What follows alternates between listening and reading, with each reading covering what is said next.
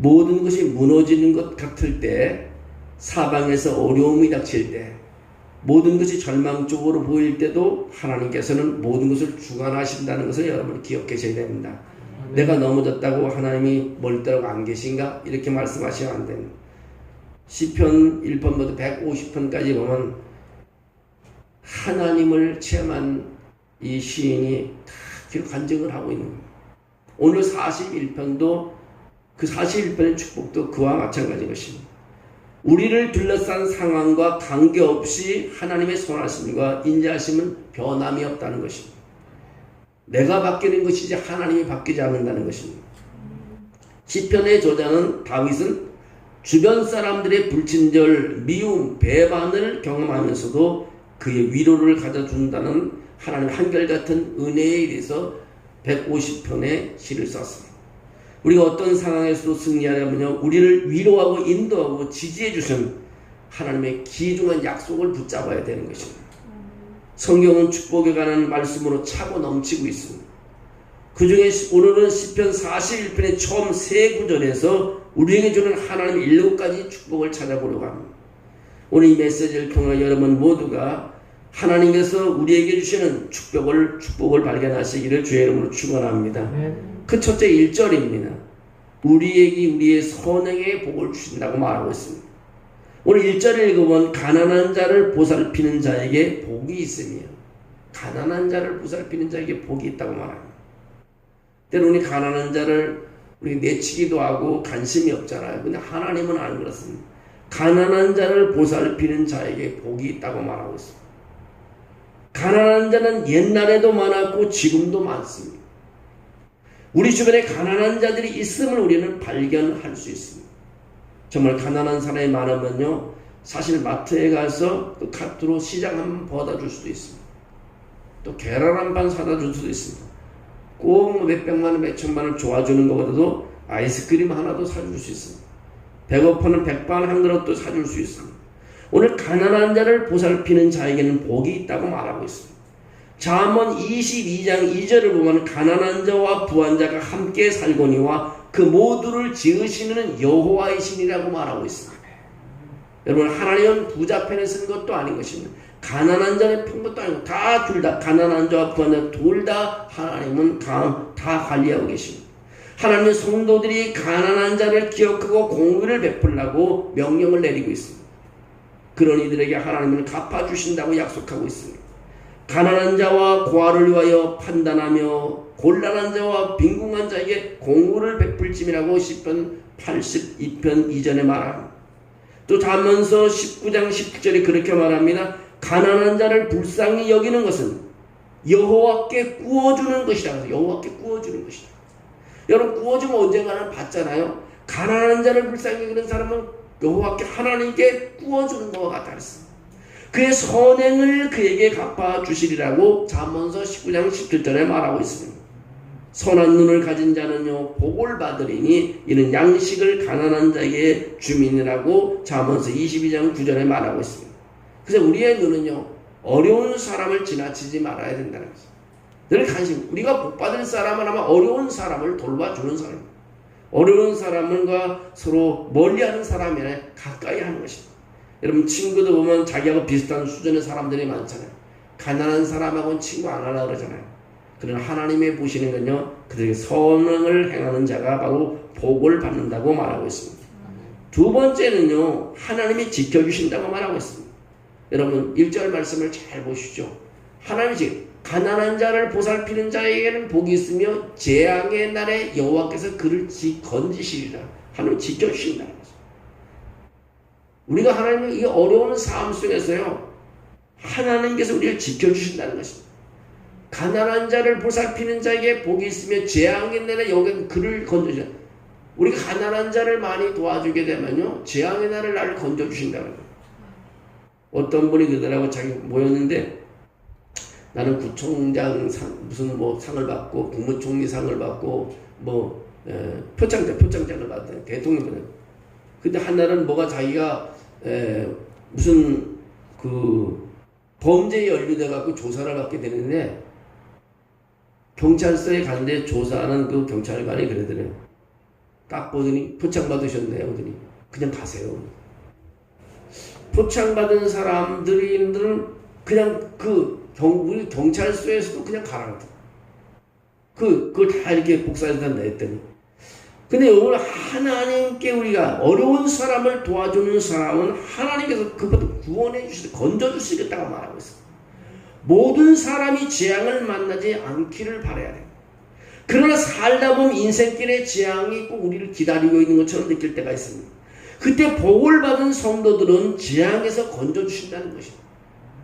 우리의 삶에 살아온 환경을 보고 하나님께서는 재앙에서 우리를 건져 주신다고 말하고 있습니다. 시편 기자는 이렇게 썼습니다.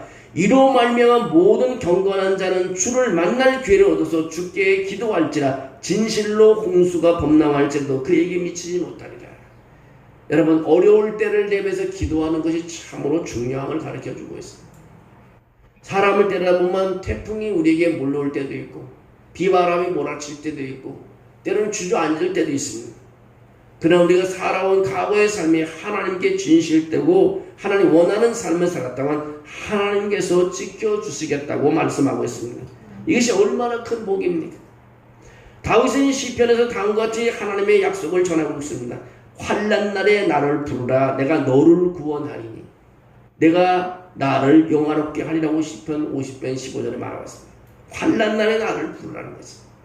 여러분, 어려움 당할 때 참 소리를 질러야 되지. 내가 너를 구원한다고 말하고 내가 너를 구원한다.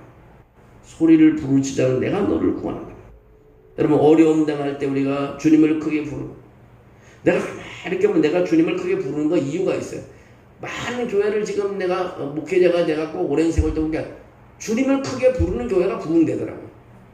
그 주님도 아무런 속으로 기도하는 교회는 부흥이 아니라 사람이 자꾸 딴 데 가버리고 좀 나중에 문을 닫게 되는 거 많이 봤어.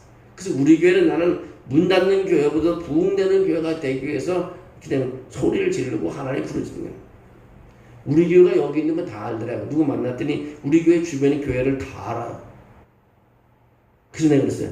아마 우리 동네에서 우리 교회처럼 주님 크게 부르는 교회가 없을 거라 했더니 그건 맞는 것 같아요. 여러분, 어려움을 당할 때 주님을 크게 부르시는 여러분이 되시기를 주의 이름으로 축원합니다. 시편 145편에는 여호와께서는 자기에게 간구하는 모든 자고 진실하게 간구하는 모든 자에게 가까이 하신다고 말합니다. 가까이 하신다. 그는 자기를 경외하는 자들의 소원을 이루시며 또 그들의 부르짖음을 들으사 구원하시리로다. 여호와께서 자기를 사랑하는 자들은 다 보호하시고 악인들은 다 멸하시리라고 시편 145편 18절부터 20절에 그렇게 말씀하고 있습니다. 하나님이 우리를 지켜주시고 여러분을 지켜주시는 줄로 믿습니다. 세 번째 복은 뭐냐? 하나님께서 살려주신다는 것입니다. 2절에 보면요, 우리 시인은 믿음으로 고백하고 있습니다. 여호와께서 그를 지키사 살게 하시리라. 살게 하신다. 여호와께서 살게 해주신다는 것입니다. 여러분, 모두가 살라고 하는 거 아니겠어요? 살아라 그러는 거죠. 조그만 생명 있는 것들은 다 살라고 해요. 노아의 방주로 들어가는 새도 동물들은 뭐냐? 왜 들어가겠어요? 죽으러 들어가는, 살려고 들어가는 것입니다. 하나님이 부르니까 살려고 들어가는 것입니다.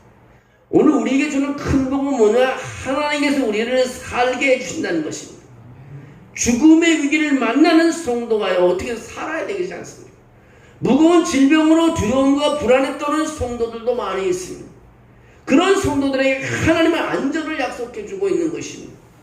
그가 너를 그의 깃으로 덮으시니 내가 그의 날개 아래 피하리로다. 그의 진실함은 방패와 손병패가 다니니 너는 밤에 찾아오는 공포와 낮에 날아가는 화살과 어두울 때 퍼지는 전염병과 밝을 때 닥치는 재앙을 두려워하지 아니하노라.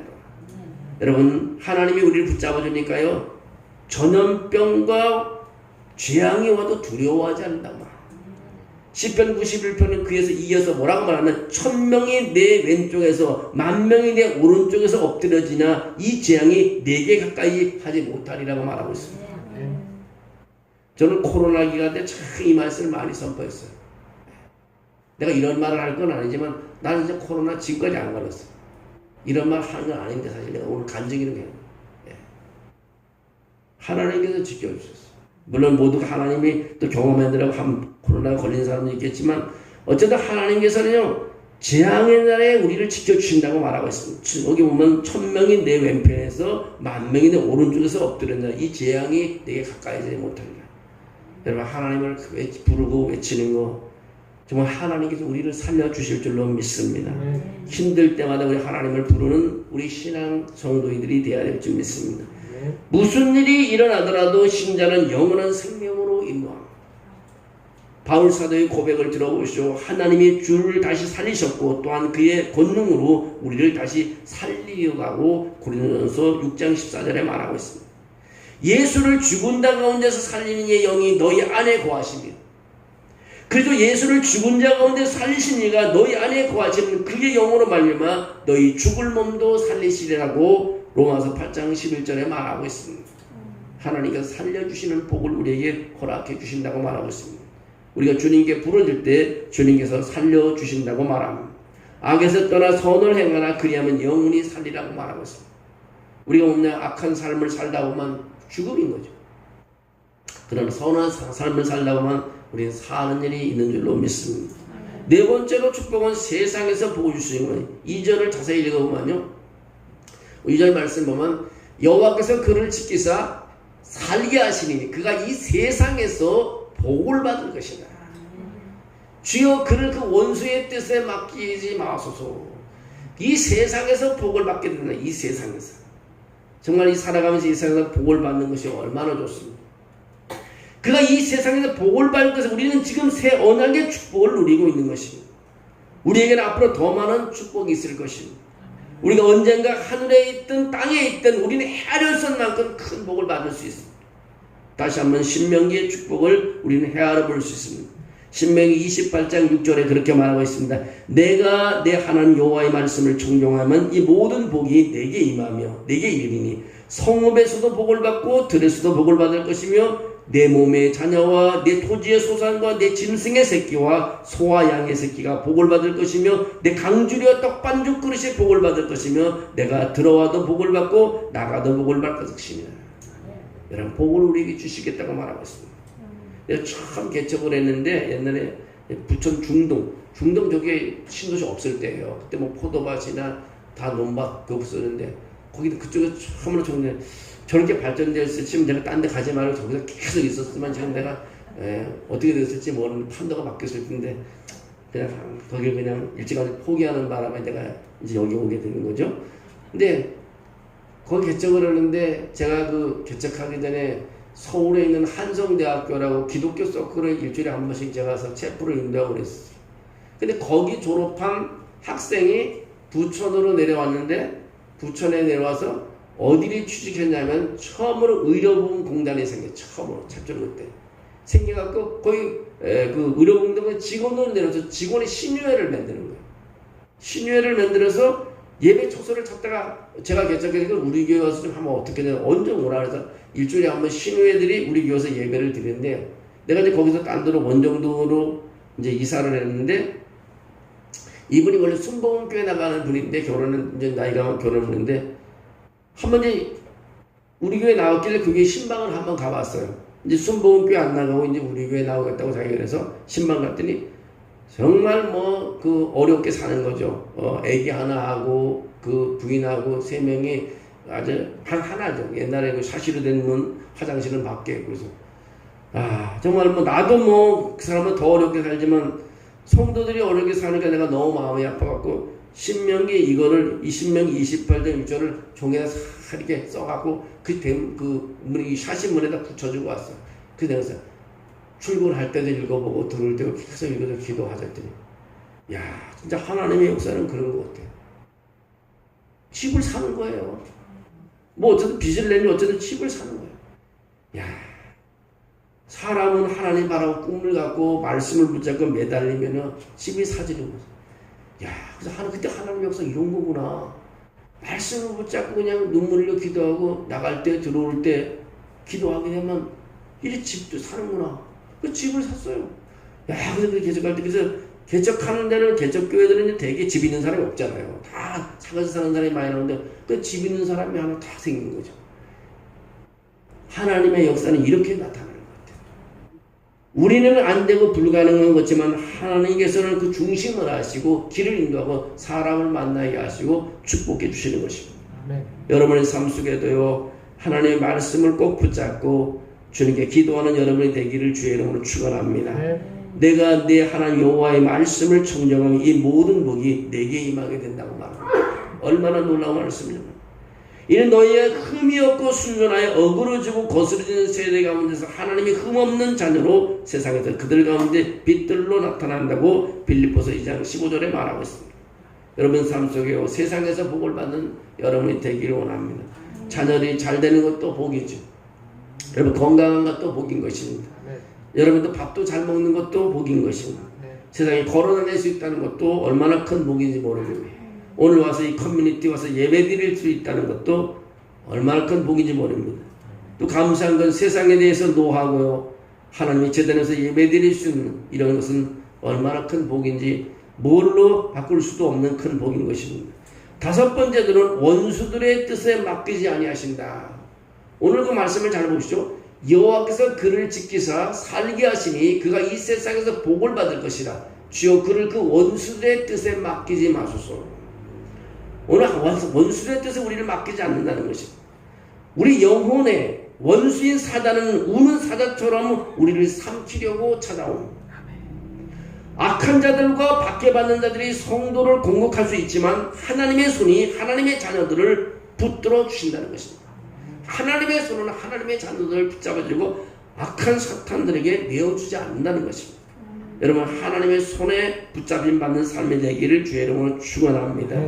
원수들의 손에 맡기는 게 아니라 하나님의 손에 우리는 붙잡혀야 됩니다. 하나님의 성도들이 원수를 만날 때 지켜주신다고 말하고 있습니다. 내가 내게 이르니 너는 베드로라. 내가 이 반석 위에 교회를 세우리니 음부의 권세가 이기지 못하리라고 예수님께서 말씀하고 있는 것입니다. 붙잡아 주신다는 것입니다. 원수가 그에게 강탈하지 못하면 악한 자가 그를 곤고하게 못하리라고 시편 89편 22절에 말하고 있습니다. 또 출애굽기 23장 22절에 그렇게 말합니다. 내가 그의 목소리를 잘 청종하고 내 모든 말대로 행하면 내가 내 원수에게 원수가 되고 내 대적에게 대적이 될지라고 말하고 있습니다. 여러분 원수들을 이길 수 있는 건 하나님의 손에 붙잡힘 받는 삶입니다. 여러분 그런 삶이 되기를 주의 이름으로 축원합니다. 여섯 번째로 우리가 축복이라는 것은 2절에 보면 여호와께서 그를 병상에서 붙드신다는 말이 있어요. 여호와께서 그를 병상에서 붙드신다. 여호와께서 3절. 여호와께서 그를 병상에서 붙드시고 그가 누워있을 때 그 병을 고쳐주신다. 여호와께서 그를 병상에서 붙드신다. 현대인 성경에 보면 그가 병 중에 있을 때 여호와께서 그를 돌봐주신다는 것입니다. 개역 한글에 보면 여호와께서 쇠약한 병상에서 저를 붙드신다고 말하고 있습니다. 누구를 의지하겠습니까? 요양간호사를 의지하겠습니까? 물론 다 좋습니다. 하나님이 붙어주는 삶이 더 큰 복인 것입니다. 우리 아플 때 누가 와서 붙잡아줬어요? 사실 혼자 사시는 분이 참 힘든 건요. 아플 때 누가 돌봐줘야 되는데 혼자 있을 때처럼 그렇게 힘들 때가 없습니다. 우리 하나님께서 붙잡아 주신다는 것입니다. 여호와께서 병상에서 붙어 주신다고 말하고 있습니다. 인생 누구나 살면서 크고 작은 질병을 경험합니다. 그때 하나님은 우리의 병을 책임져 주시고 축복해 주신다는 것입니다.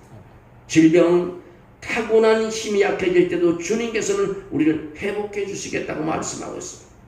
고린도후서 4장 16절에 그렇게 말합니다. 그러므로 우리가 낙심하지 아니하노니 우리의 겉사람은 낡아지나 우리의 속사람은 날로 새로워지도다. 우리가 잠시 받은 환난에 경한 것이 지극히 크고 영원한 영광에 중한 것을 우리에게 이루려 함이니 우리가 주목하는 것은 보이는 것이 아니요 보이지 않는 것이니 보이는 것은 잠깐이요 보이지 않는 것은 영원함이라고 말하고 있습니다. 악한 자들은요 병상에서 일어나지 못합니다. 못해요. 옛날 아시아 왕이 다락 난간에 떠서 병이 들었습니다. 그런 사자들을 보내 에그론의 신 바알세불에게 이 병이 낫겠느냐고 물어보라고 사신들을 보냈습니다. 근데 하나님이 당장 사자들을 그 엘리야에게 보내서 그에게 경고하라고 그렇게 말합니다. 무슨 경고냐? 여호와의 말씀이 내가 올라간 진상에서 내려오지 못할지라 내가 반드시 죽으리라 그렇게 말한 것입니다. 여러분 하나님께서 세워주셔야 일어날 수 있는 것입니다. 악한 사람은 하나님께 붙잡아 주지 않기 때문에 그것이 바로 무덤이 되는 것입니다. 여러분 어려움 당하고 병들었을 때 하나님께서 붙잡아주고 일으켜 세워주는 그런 축복의 삶을 사는 여러분이 되기를 주의 이름으로 축원합니다. 네. 7번째로 하나님께서 주시는 복은 병을 고쳐주신다는 것이죠. 병은 3절에 하나님은 나를 치료하신 여호와 라파, 치료하시는 하나님이십니다. 그분 우리에게 나는 너희를 치료하신 여호와임이라고 출애굽기 15장 26절에 말하고 있습니다. 그분은 오늘 치유뿐 아니라 영원 무궁토록 궁극적인 치유를 베풀어 주시는 것입니다.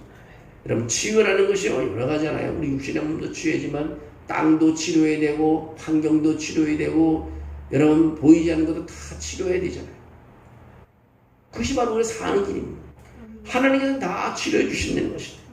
모든 것이 무너지는 것 같을 때, 사방에서 환난이 닥칠 때, 모든 것이 절망으로 보일 때 하나님이 모든 것을 주관하시고 계시다는 것을 우리는 알 수가 있습니다. 그러므로 자기를 힘입어 하나님께 나아가는 자들은 온전히 구원할 수 있느니라고 히브리서 7장 25절에 말하고 있습니다. 이사야서 57장 19절에도 그런 말합니다. 입술의 열매를 창조하는 자 여호와가 말하노라. 먼 데 있는 자에게든지 가까운 데 있는 자에게든지 평강이 있을지어다. 평강이 있을지다. 내가 그를 고치리라고 말하고 있습니다. 여러분 마음의 평화가 오면은 한번 곤침받은 것입니다. 두려움이 사라지만 곤침받은 것입니다. 여러분 확신이 생기면 곤침받은 것입니다.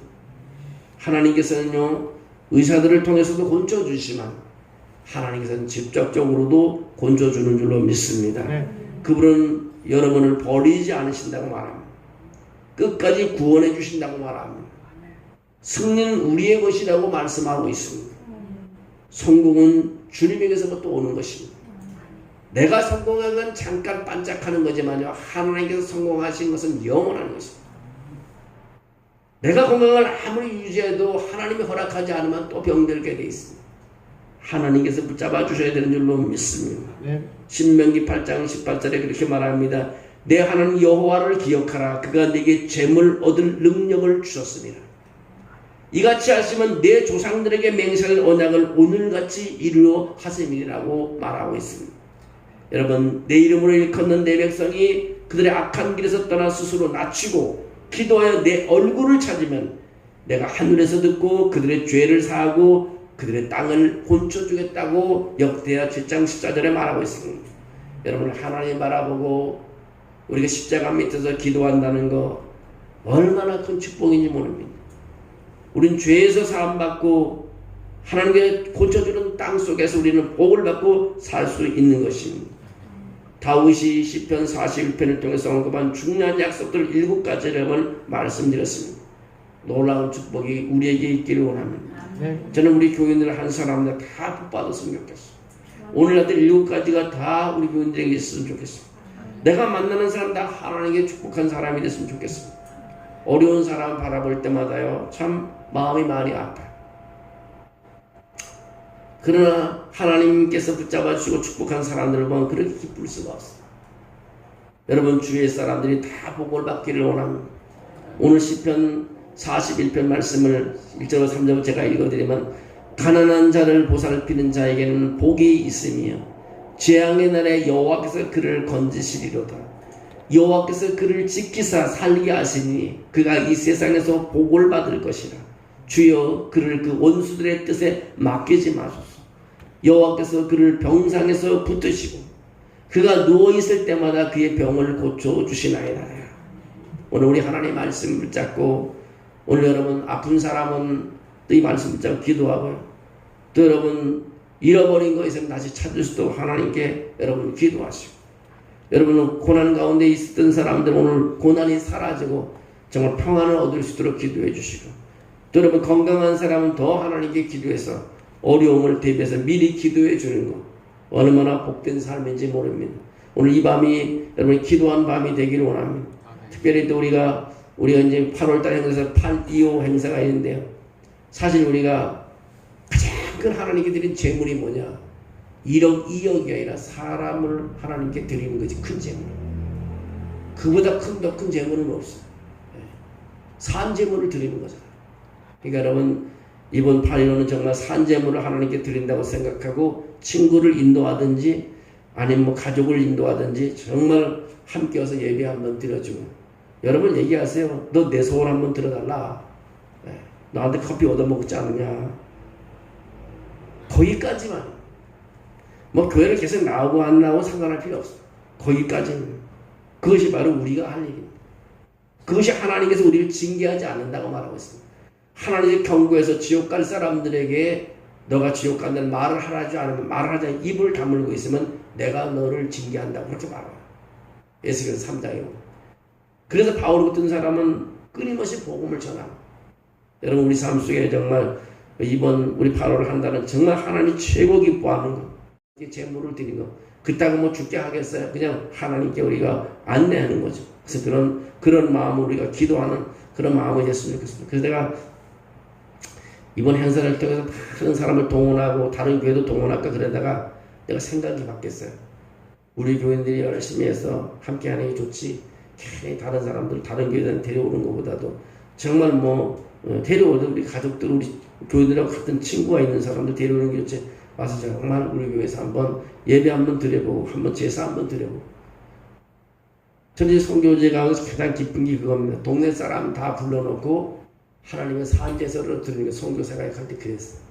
동네 사람을 다 돼지 한 마리 잡아 불러놓고 밥을 먹고 예배 드릴 때 하나님께 산제물로 드리는 거예요. 하나님이 얼마나 기뻐할까.